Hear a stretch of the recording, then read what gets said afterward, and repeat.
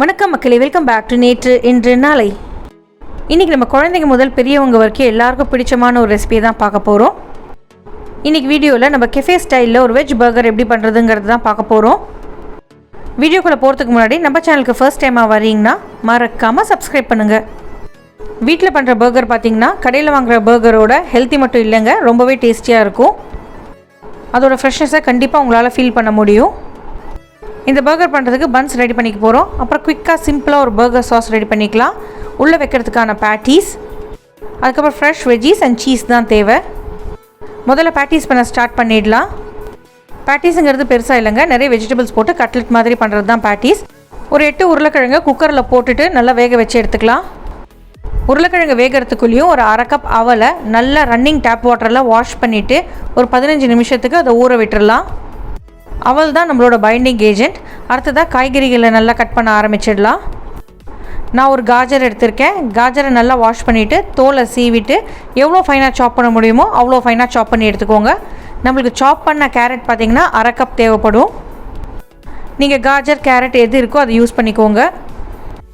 கேரட்டுக்கு அடுத்ததாக நம்ம பீன்ஸை சாப் பண்ணிக்க போகிறோம். பீன்ஸை நல்லா வாஷ் பண்ணிவிட்டு ஓரங்களை கட் பண்ணிவிட்டு நார் எடுத்துடுங்க. நார் எடுத்ததுக்கப்புறம் பீன்ஸையுமே எவ்வளோ பொடியாக சாப் பண்ண முடியுமோ அவ்வளோ பொடியாக சாப் பண்ணிக்கோங்க.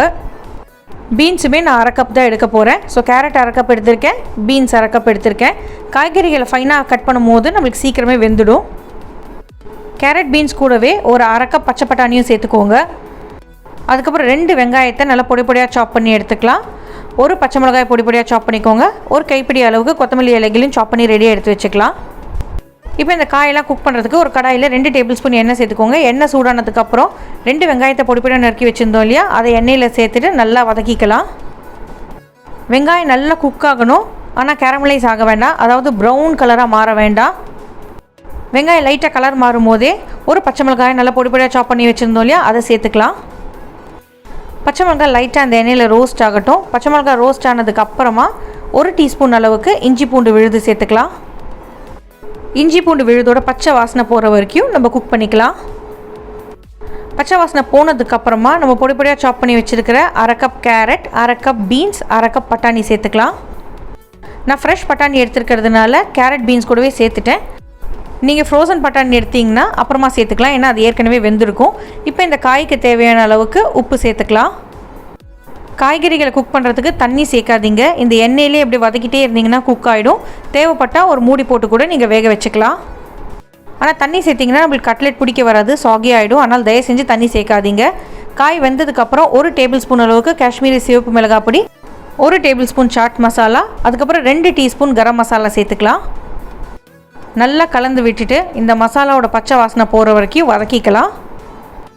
இப்போ இந்த காயெல்லாம் வெந்ததுனால அந்த உருளைக்கிழங்கு மேஷ் இருக்கு இல்லையா, அதை வச்சு அப்படியே மசிச்சு விட்டுக்கலாம்.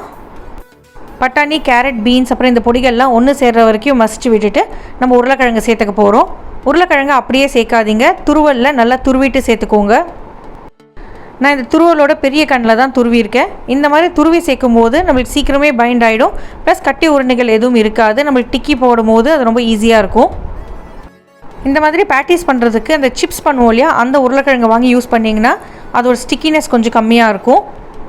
இல்லைனா உங்களுக்கு கடைகளில் புது கிழங்குன்னு விற்பாங்க, அதை வாங்கி ட்ரை பண்ணி பாருங்கள். 8 உருளைக்கிழங்குமே நல்லா துருவிட்டு இந்த மசாலாவோடு ஒன்று சேர்கிற வரைக்கும் நம்ம மசிச்சு விட்டுக்கலாம். ஃப்ரெஷ்ஷாக சாப் பண்ணால் ஒரு கைப்பிடி அளவுக்கு கொத்தமல்லி இலைகளை தூவி விட்டுருங்க. இப்போ இந்த ஸ்டேஜில் ஃப்ளேமை கொஞ்சம் லோ பண்ணிவிட்டு நம்ம ஏற்கனவே வாஷ் பண்ணி ஊற வச்சுருக்கோம் இல்லையா அவல், அதை நல்லா பிசைஞ்சிட்டு சேர்த்துக்கலாம். அவல் பார்த்திங்கன்னா நம்மளோட பேட்டீஸ்க்கு நல்ல ஒரு பைண்டிங் ஏஜென்ட். ப்ளஸ் நம்ம காய்கறிகளில் எக்ஸ்ட்ரா மாய்ஸ்சர் ஏதாவது இருந்தால் அவல் உறிஞ்சிட்டு நம்மளுக்கு ஒரு ட்ரை மிக்சரை கொடுக்கும். உங்கள்கிட்ட அவல் இல்லைன்னா நீங்கள் அவலுக்கு பதிலாக இன்னும் கொஞ்சம் பிரெட் க்ரம்ஸ் கூட சேர்த்துக்கலாம். இப்போ இந்த அவல், காய்கறிகள், உருளைக்கிழங்கு எல்லாத்தையும் ஒன்று சேர்கிற மாதிரி மசிச்சு விட்டுட்டு நல்லா ட்ரையாக வர வரைக்கும் நம்ம சாட்டே பண்ணி எடுத்துக்க போகிறோம். இந்த மிக்சர் பார்த்திங்கன்னா அப்படியே பேனை விட்டு திரண்டு ஒன்று சேர்ந்து வரும், அது வரைக்கும் நம்ம குக் பண்ணிக்க போகிறோம். நல்லா ட்ரை ஆனதுக்கப்புறம் ஆற விட்டுருங்க. ஆறினதுக்கப்புறம் நம்ம டிக்கி மாதிரி ஷேப் பண்ணிக்கலாம். இது ஆறத்துக்குள்ளேயும் நம்ம பேட்டீஸ்க்கு ஒரு ஸ்லரி ரெடி பண்ண போகிறோம். அதாவது பேட்டி டிப் பண்ணுறதுக்கான ஒரு மைதா கார்ன்ஃப்ளவர் மிக்சர். ஒரு பவுலில் 1 கப் மைதா, அரை கப் கார்ன்ஃப்ளவர் எடுத்துக்கோங்க. இந்த மாவுக்கு தேவையான அளவுக்கு கொஞ்சமாக உப்பு சேர்த்துட்டு ஒரு 2 டீஸ்பூன் அளவுக்கு எண்ணெய் சேர்த்துக்கலாம். இந்த மிக்சர் மேலே கொஞ்சம் கொஞ்சமாக தண்ணி சேர்த்துட்டு நம்ம ஒரு ஸ்லரி மாதிரி இதை பீட் பண்ணி எடுத்துக்க போகிறோம். ஃபஸ்ட்டே மொத்த தண்ணியை சேர்த்துடாதீங்க, கொஞ்சம் கொஞ்சமாக சேர்த்து மிக்ஸ் பண்ணிகிட்டே இருங்க. அப்போ தான் உங்களுக்கு லம்ஸும் சேராது, ப்ளஸ் நம்மளுக்கு எவ்வளோ திக்னஸ் வருதுன்னு தெரியும். ஒரு ஃபிங்கர் விட்டு பார்த்தீங்கன்னா லைட்டாக கோட் ஆகிற மாதிரி இருக்கணும், அதுதான் கரெக்டான பதம். இதில் டிப் பண்ணிவிட்டு நம்ம பிரெட் க்ரம்ஸை ரோல் பண்ணும்போது நம்மளுக்கு பிரெட் க்ரம்ஸ் நல்லா ஒட்டும், பேட்டிக்கு மேலே ஒரு ஷீட் மாதிரி ஒரு லேயரும் கிடைக்கும்.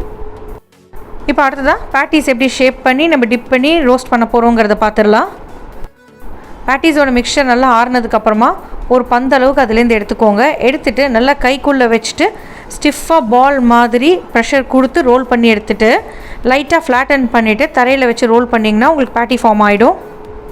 எல்லா பேட்டியும் ரெடி பண்ணி எடுத்து வச்சுக்கோங்க. ரெடியானதுக்கப்புறமா நம்ம இந்த பிரெட் க்ரம்ஸில் டிப் பண்ண போகிறோம். இந்த க்ரம் கோட் தான் நம்மளுக்கு ஒரு நல்ல பொறப்பொறப்பு கொடுக்கும். முதல்ல ஒரு டிஸ்காக எடுத்துகிட்டு இந்த மைதா மிக்சரில் போட்டு மைதா நல்லா கோட் ஆனதுக்கப்புறமா பிரெட் க்ரம்ஸ் மேலே போட்டுட்டு ரோல் பண்ணி எடுத்துக்கோங்க. க்ரம்ஸ் பார்த்தீங்கன்னா மைதா மிக்சர் இருக்கிறதுனால உங்களுக்கு நல்லாவே ஒட்டும். பிரெட் க்ரம்ஸ் எல்லா இடத்துலையும் பட்டிருக்கா, ஈவனாக ஸ்ப்ரெட் ஆகிருக்கான்னு மட்டும் செக் பண்ணிக்கோங்க. உங்களுக்கு தேவைன்னா நீங்கள் டபுள் டிப்பிங் கூட பண்ணிக்கலாம், உங்களுக்கு நல்லா பேட்டி ஹெவியாக திக்காக வரும். இன்கேஸ் உங்ககிட்ட பிரெட் க்ரம்ஸ் இல்லைனா கார்ன்ஃப்ளேக்ஸ் இல்லைனா ரவை இல்லைனா ரஸ்க்கை நல்லா மிக்சியில் போட்டு பவுடர் பண்ணிவிட்டு அதில் கூட ரோல் பண்ணிக்கலாம்.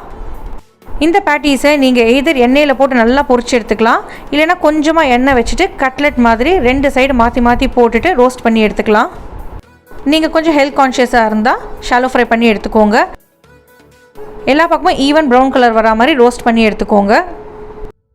பேட்டிஸ் பார்த்தீங்கன்னா வெளியே நல்லா கிறிஸ்பியாக ஹார்டாக இருக்கும், உள்ளுக்குள்ளே நல்லா சாஃப்டாக க்ரீமியாக இருக்கும். பேட்டிஸ் எப்போவுமே பர்கருக்குள்ளே வைக்கும் போது சூடாக தான் இருக்கணும். ஸோ பர்கர் ரெடி ஆனதுக்கப்புறமா பேட்டிஸை டோஸ்ட் பண்ணிக்கோங்க. அடுத்தது நம்ம குவிக் அண்ட் ஈஸியாக ஒரு பர்கர் சாஸ் ரெடி பண்ணிடலாம். அதுக்கு ஒரு பவுலில் 3 டேபிள் ஸ்பூன் மயோ சேர்த்துக்கோங்க. நீங்கள் எக்லெஸ் மயோ வேணாலும் எடுத்துக்கலாம், இல்லை எக் போட்ட மயோ வேணாலும் எடுத்துக்கலாம், அது கம்ப்ளீட்லி உங்களோட சாய்ஸ் தான். நான் இன்றைக்கி எக்லெஸ் மயோ தான் யூஸ் பண்ணியிருக்கேன். மைனஸ் கூட 2 table spoon hot and chilli tomato ketchup சேர்த்துக்கலாம். 1 table spoon normal sweet ketchup சேர்த்துட்டு நல்லா விஸ்க் பண்ணிக்கோங்க. அவ்வளோதான், நம்மளோட simple and tasty burger sauce few மினிட்ஸில் உங்களுக்கு ரெடி ஆகிடும். இந்த பர்கர் சாஸ் டோட்டல் பர்கருக்கு ஒரு டிஃப்ரெண்ட் டேஸ்ட் கொடுக்கும். ஸோ இதை கண்டிப்பாக ஸ்கிப் பண்ணாதீங்க. அடுத்ததான் நம்ம பன்ஸை டோஸ்ட் பண்ணி எடுத்துக்க போகிறோம். உங்களுக்கு கடைகளில் பர்கர் பன்ஸ்னு தனியாக கிடைக்கும், இல்லைனா நார்மல் பன்ஸ் வாங்கி அதை 2 ஹாஃபாக கட் பண்ணிக்கோங்க. கட் பண்ண பன்ஸை 1 டேபிள் ஸ்பூன் பட்டரை சேர்த்துட்டு நம்ம தவாவில் வச்சுட்டு டோஸ்ட் பண்ணிக்க போகிறோம். 2 பக்கமும் ஈவன் கலரிங் வர வரைக்கும் நம்ம டோஸ்ட் பண்ணி எடுத்துக்கலாம். டோஸ்ட் பண்ணும்போது ஜென்டலாக ப்ரெஸ் பண்ணி டோஸ்ட் பண்ணிங்கன்னா உங்களுக்கு நல்லா ஈவனாக டோஸ்ட் ஆகும். இந்த மாதிரி பன்ஸை டோஸ்ட் பண்ணும்போது நம்ம உள்ளே என்ன ஸ்டஃபிங் வச்சாலோ இல்லை சாஸ் தடவினாலோ பன்ஸ் நம்மளுக்கு அவ்வளோ சீக்கிரம் சாகி ஆகாது. கூடவே நம்மளுக்கு பன்லேருந்து ஒரு அழகான பட்டரி ஃப்ளேவர் ஒன்று வரும். நீங்கள் அப்பப்போ பர்கர் சர்வ் பண்ணும்போது பன்ஸை டோஸ்ட் பண்ணி எடுத்துக்கோங்க, அப்போ தான் சூடாக இருக்கும். சூடாக இருக்கிற இந்த பன்ஸை ஒரு சர்விங் பிளேட்டுக்கு மாற்றிடலாம்.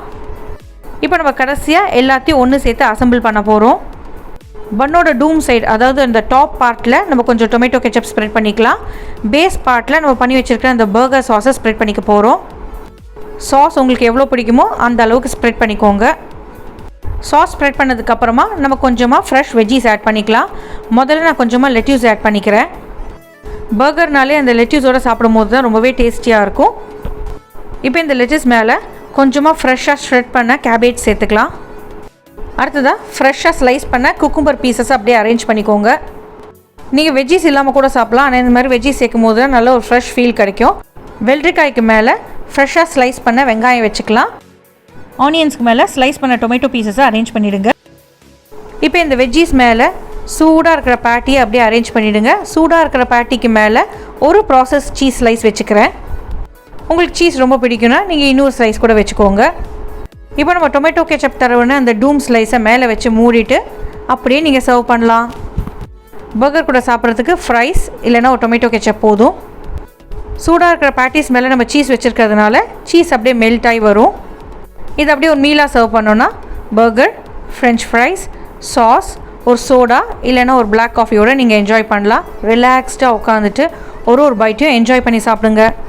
இந்த ரெசிபியை கண்டிப்பாக உங்கள் வீட்டில் ட்ரை பண்ணி பாருங்கள். ட்ரை பண்ணி பார்த்து எப்படி இருக்குன்னு சொல்லுங்கள். நம்ம சேனலுக்கு ஃபர்ஸ்ட் டைமாக வரீங்கன்னா லைக் பண்ணுங்கள், ஷேர் பண்ணுங்கள், மறக்காமல் சப்ஸ்கிரைப் பண்ணுங்கள்.